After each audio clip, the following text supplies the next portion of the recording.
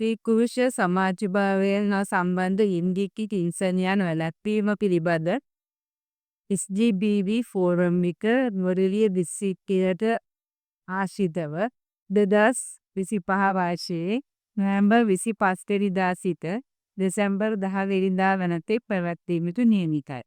ඉතින් මේ වර්ෂයේ ඒ සඳහා වන මාතෘකාව වන්නේ ඩිජිටල් ක්‍රයිම් වළක්වීම.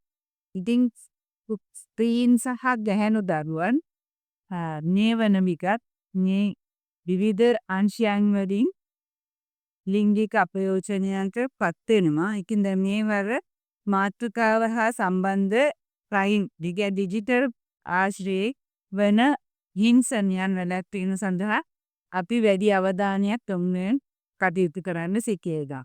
ඉතින් මේ අපේ පණිවිඩය යන්නේ නුවරඑළිය දිස්ත්‍රික්කයේ STPV ෆෝරම් එක වසර 17ක පමණ කාලයක් ඉතාමත්ම හොඳින් පවත්වාගෙන යනු ලබනවා.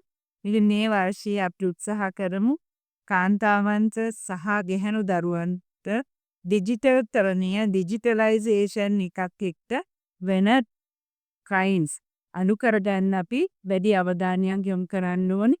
ඒ නිසා අපි මේ පණිවිඩයත් අපි හිතුවා Facebook, YouTube ආදී මේ සමාජ මාධ්‍යයන් වලින්ම ප්‍රචාරය කරන්න. ඉතින් අපි උත්සාහ කරමු සියලු දෙනාම එකතු වෙලා ගැහැණු දරුවන්ට සහ ගැහැණුන්ට වන වද හිංසනයන් ලිංගික හිංසනයන් මේ ඩිජිටල් තරණයත් එක්ක වන හිංසනයන් අවම කරන්න. ඒත් එක්කම අපි අපේ දරුවන් සහ ගැහැණු ස්ත්‍රීන් රැක ගැනීමටත් කටයුතු කරන්න අදිෂ්ඨාන කරගම් කියන එක මතක්.